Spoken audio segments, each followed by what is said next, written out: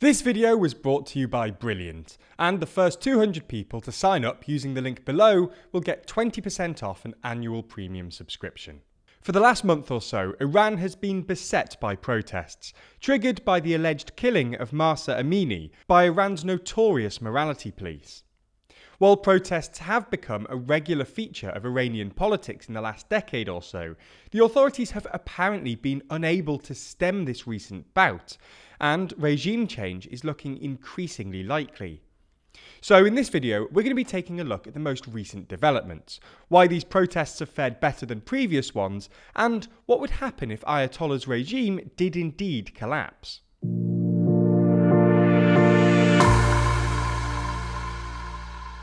So first thing we should say here is that we've actually done a couple of videos on the protests in Iran before. So if you want to know more about the background to these protests, go have a watch. The TLDR here is that the protests were triggered by the death of Mahsa Amini, a 22-year-old woman who was apparently killed by Iran's morality police for failing to cover all of her hair with her hijab, as is required by the Ayatollah's interpretation of Sharia. Amini was detained by the police on September the 13th, before dying in suspicious circumstances 3 days later. Iranian authorities claimed she died of a heart attack, but her family insist that she was in good health.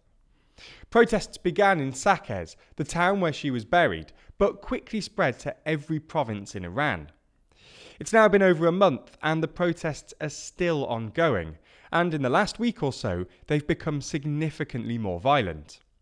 The regime have restricted internet access, so it's hard to really get a sense of what's going on, but videos on social media suggest that protests, which were originally mostly confined to schools and universities, have spread to the streets, with fighting between protesters and security.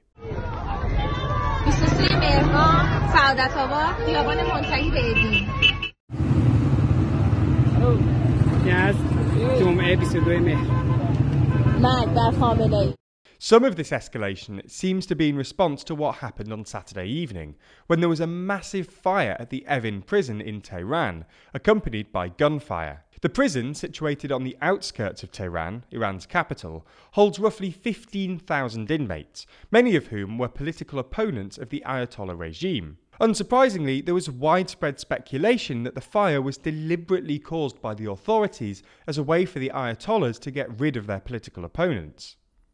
If the regime did organise the fire in an attempt to stem the protests, it's clearly backfired, and the protests show no sign of slowing down. This raises the question, why have these protests continued for as long as they have? Well, Iran has been convulsed by regular protests every year or so for the past couple of decades, but every time the regime has snuffed them out within a couple of weeks. In 2019, for example, security forces waited 2 weeks before a hyper-violent crackdown which killed about 1,500 Iranian citizens, according to Reuters. These protests, however, have been going on for over a month, and the regime seems unable to stop them. So why is this? Why have these protests succeeded where others have failed? Well, as we see it, there are 3 reasons. For starters, the protests have been led by students and especially young schoolgirls. While the Ayatollahs aren't particularly sensitive to popular sentiment, they can't get away with gunning down schoolgirls.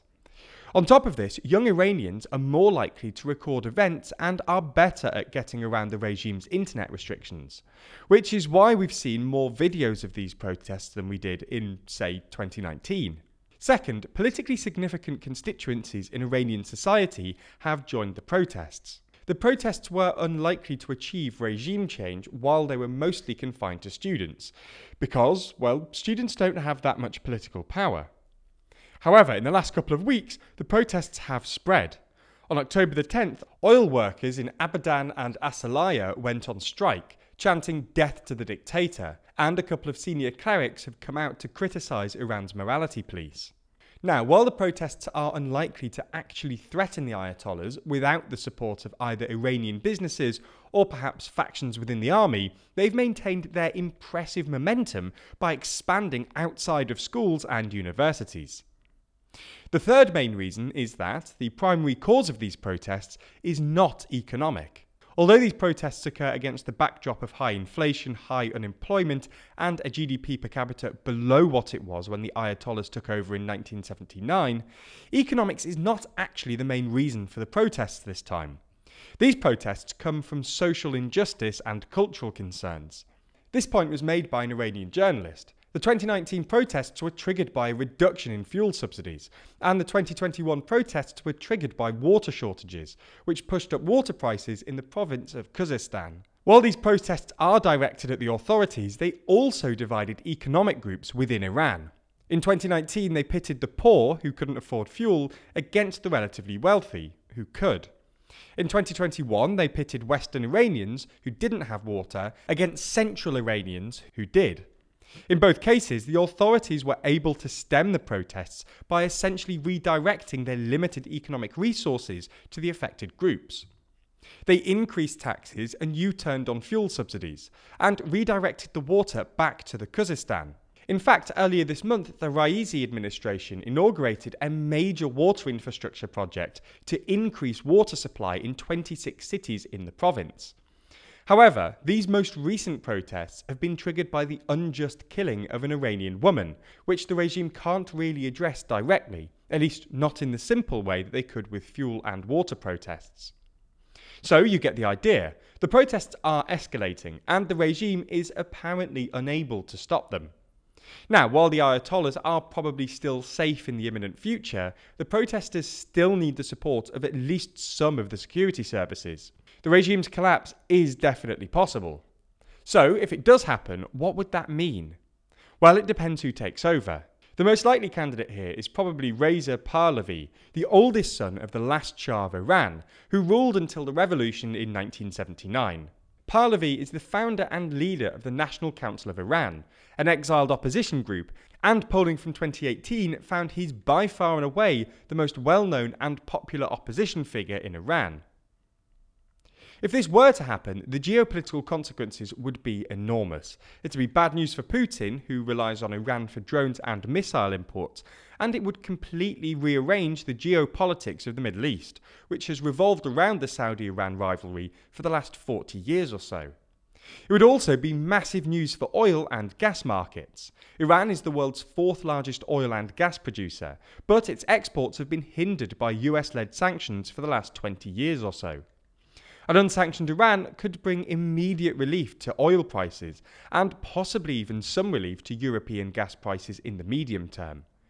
Yet again, it looks like we're living through an increasingly complex time, where things are feeling less stable, especially economically. So it would be great if politicians were better at, well, decision-making and finance. Fortunately, they could do that easily if they signed up to Brilliant, the STEM learning platform where you can learn everything from quantum computing or algebra to logical decision-making, a skill severely lacking at the moment. Their logical thinking course might start simple, but it builds, teaching you logical reasoning skills until you're solving problems which previously looked impossible. You'll get used to that empowering feeling of learning too, because this isn't just about memorization and lectures. Brilliant teaches you by doing, using active learning techniques to teach you the principles behind otherwise complex subjects, and ensuring you actually understand what's going on. Using this teaching methodology, you can learn about all kinds of STEM topics. That's algebra, applied probability, calculus, gravitational physics, and even cryptocurrency.